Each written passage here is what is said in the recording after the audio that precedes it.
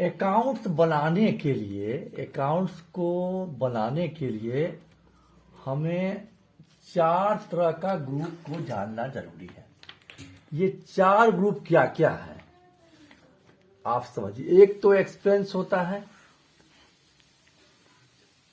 एक तो इनकम होता है, एक तो एसेट्स होता है, एक लायबिलिटी होता है।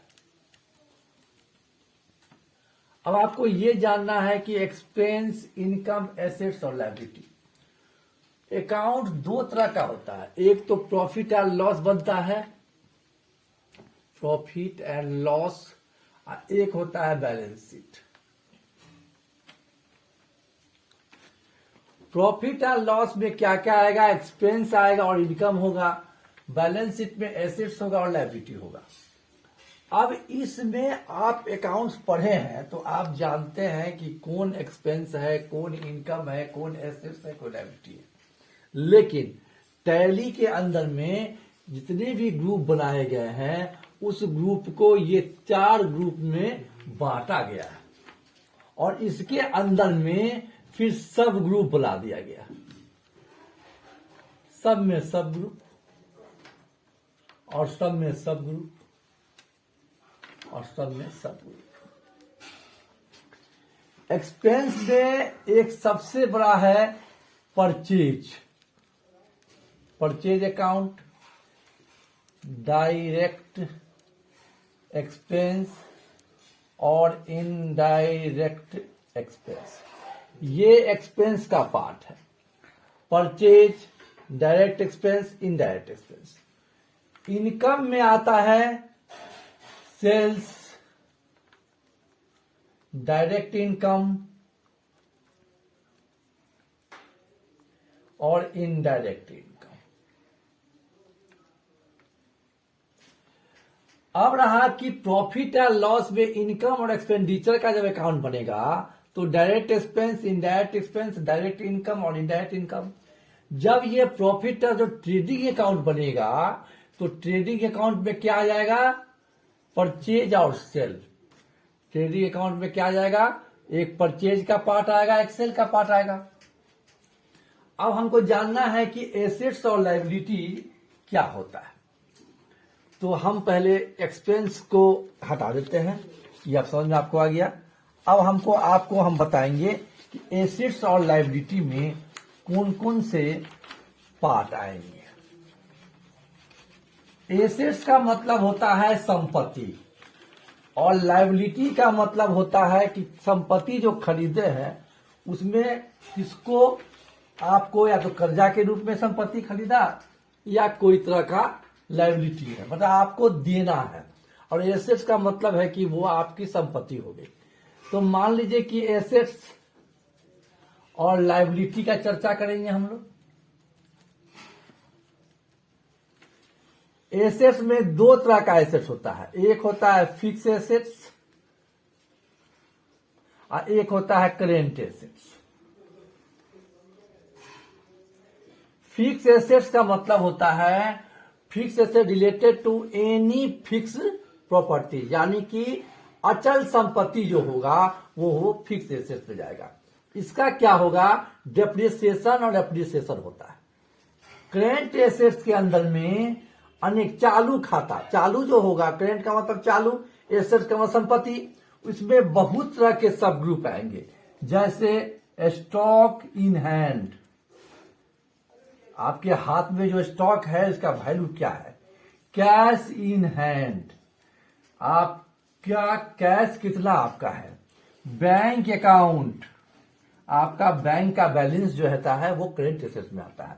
लोन एंड एडवांस, यानी अगर किसी को एडवांस के तौर पर अगर आप पैसा देते हैं तो वो एसेट्स कहलाता है। इसी प्रकार सन्ड्री डेबिटर, डेबिटर का मतलब होता है देनदार, सन्ड्री का मतलब होता है उधार। आपने किसी को सेल किया और वो सेल आप उधार किया तो वो पैसा जब आपको वापस ले देगा तो वो क्या कहलाएगा? Sundry debtor. अब है डिपॉजिट एसेट्स। डिपॉजिट जो आप कर रहे हैं वो भी करेंट एसेट्स का पार्ट है। अब आ गया डिपॉजिट इन्वेस्टमेंट। इन्वेस्टमेंट जो है वो है जो आप इन्वेस्ट करते हैं सडन पीरियड के लिए, उसमें आपको जो इंटरेस्ट मिलता है तो वो इन्वेस्टमेंट जो होगा वो भी आपका करेंट एसेट्स का पार्ट होगा। ठीक है, यहां तक समझ में आ गया। अब हम आते हैं लायबिलिटीज के पार्ट पे। तो लायबिलिटी में एक होता है कैपिटल अकाउंट।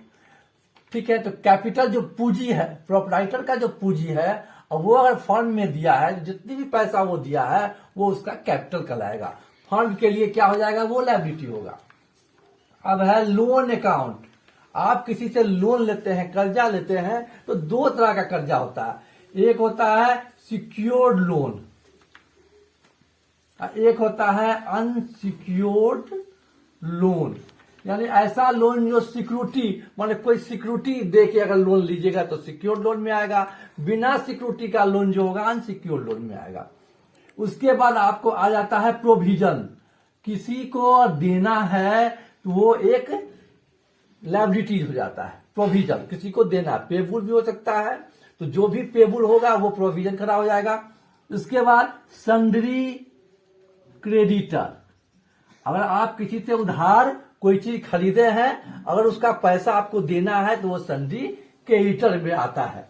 अब है करेंट लायबिलिटी। तो करेंट लायबिलिटी जो है वो कुछ भी हो सकता है जो आपको किसी को देना है। उसके बाद है ब्रांच एंड डिवीजन। अगर आपके पास एक ही कंसर्न फर्म है, उसका 3-4 ब्रांच है, तो उसको लेन देन जो करता है उसको हम ब्रांच एंड डिवीजन कहते हैं। Duties and taxes. Duty and taxes, अगर कोई चीज का टैक्स आप ड्यूटी किए हैं, सेल किए हैं, तो जीएसटी आता है। और किसी को कोई चीज आप किसी के यहाँ बाकी है, सरकार का पैसा बाकी है और वो उसको देना है आपको, तो वो भी आपका एक तरह का लायबिलिटीज में आता है। अब है बैंक ओडी। बैंक ओडी का मतलब होता है बैंक ओवर ड्राफ्ट। अब बैंक ओसीसी, इसका मतलब है bank over cash credit. Bank से लोन लेके अगर आप कोई काम करते हैं, वो बैलेंस जो होता है वो एक लायबिलिटीज का पार्ट माना जाता है ना। इसके बाद आपको इस तरह के जितने भी ग्रुप आएंगी, अब हर ग्रुप में आपको इस तरह का क्लासेस में बताया जाएगा। तो आपको आज बताया एक्सपेंस, इनकम, एसेट्स और लायबिलिटी। इनकम और एक्सपेंस जो है वो प्रॉफिट एंड लॉस का पार्ट है।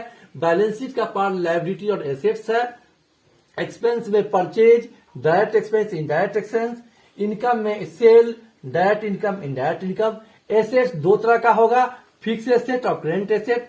करेंट फिक्स एसेट वैसा होगा जिसका वैल्यू जो है हर साल डिप्रिसिएशन करेंगे, और वो वैल्यू, और लैंड है तो लैंड एप्रिसिएशन होगा, तो ये फिक्स अचल संपत्ति। उसके बाद जितनी भी प्रॉपर्टी आपका है, जो कैश में है या बैंक में है, वो अगर वो आपका अपना है तो वो आपका एसेट कहलाएगा। अगर लेना है तो एसेट, देना है तो लायबिलिटी। आज हम इतने ही तक में आपका क्लास को खत्म करते हैं। आगे क्लास में हम बताएंगे आपको कि काइंड्स ऑफ अकाउंट, कितने प्रकार के अकाउंट्स होते हैं।